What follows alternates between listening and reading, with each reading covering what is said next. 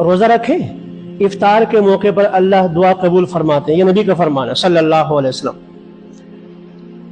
کسی کے پیڑ پیچھے آپ یا اللہ میرا فلاں بھائی جو ہے حاجت مند ہے، مجبور ہے، مسلم شریف کی حدیث ہے، جو بندہ کسی اپنے مسلمان بھائی کے لیے غائبانہ دعا مانگتا ہے تو ایک فرشتہ مقرر ہوتا ہے، وہ آمین کہتا ہے اور ساتھ کہتا ہے آپ کو بھی، تو اس کو تو پہلے ہی مل جاتا ہے اس سے پہلے۔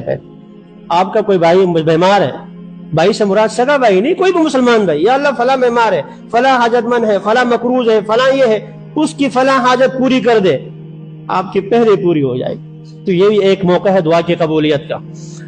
اور بدھ کے دن ظہر اور عصر کے درمیان، بدھ کے دن ظہر اور عصر کے درمیان حضرت جابر رضی اللہ تعالیٰ عنہ میں نے جب بھی اس وقت دعا مانگا اللہ نے قبول فرمایا۔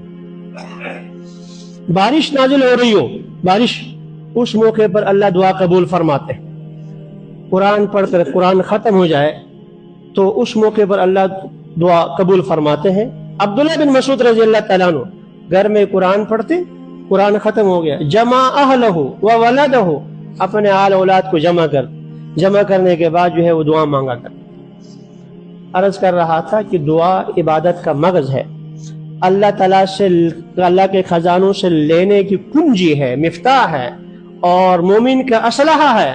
مانگنے پر اللہ تعالیٰ راضی ہوتے ہیں، نہ مانگنے پر اللہ تعالیٰ ناراض ہوتے ہیں۔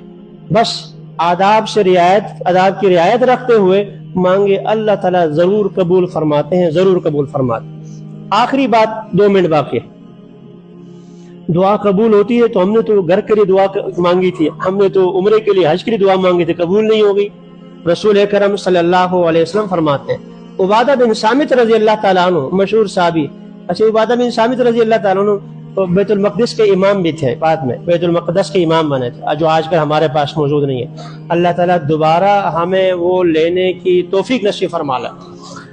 تو عبادہ بن صامت رضی اللہ تعالیٰ عنہ کہتے ہیں رسول اکرم نے فرمایا صلی اللہ علیہ وسلم، ما علی الارض مسلم یدعو اللہ بدعوۃ الا آتاہ اللہ ایاہا، کوئی مسلمان اللہ سے روئے زمین میں کہیں پر بھی ہے، اللہ سے مانگے تو اس کی قبولیت کے 3 طریقے ہوتے ہیں۔ ایک، جو مانگا ہے اللہ وہی عطا فرماتا، یا اللہ فلاں جگہ میرا رشتہ ہو، یا اللہ فلاں نوکری مجھے مل جائے، فلاں چیز مجھے مل جائے، اللہ وہی عطا فرماتے ہیں، آج دیں یا سال بعد دیں یا 10 سال بعد دیں۔ ایک نمبر 2، او صرف عنہ السوء، یا اس دعا کی وجہ سے کوئی مصیبت پریشانی آنی تھی اللہ تعالیٰ اس کو ٹال دیتے ہیں، 2۔ اور تیسرا، او یدخر لہ، اور یا اس کے لیے ذخیرہ آخرت بناتے ہیں۔ دعا میں قبول نہیں ہوتی، وہ آخرت میں ثواب کے طور پر رکھا جاتا ہے۔ روایت میں ہے کل قیامت میں بندہ اللہ بلا کر جو ہے اس کو ثواب عطا فرمائیں گے، یا اللہ میں نے یہ ثواب تو نہیں دی، یہ میں نے عمل تو نہیں کیا تھا، آپ نے فلاں دعا مانگی تھی قبول ہو گئی، فلاں دعا مانگی تھی اس کے بدلے میں نے فلاں تمہاری پریشانی دور کر دی، اور فلاں دعا مانگی تھی وہ میں نے وہ دنیا میں قبول نہیں کی تھی، اس کا ثواب ہے۔ وہاں ثواب دیکھ کر بندہ تمنا کرے گا کاش دنیا میں میری ایک دعا بھی قبول نہ ہوئی ہوتی۔ تو اللہ تعالیٰ رحیم ذات ہے، حکیم ذات ہے، ہم اپنے اعتبار سے مانگتے ہیں، اللہ ہماری بلائی دیکھ کر جو ہے وہ دے دیتے ہوتے۔ تو دین، خیر خواہی اور دین دنیا سے متعلق جو دعا مانگے اللہ عطا فرماتے۔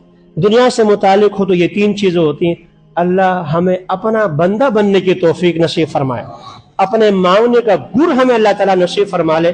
وآخر دعوانا الحمدللہ رب العالمین۔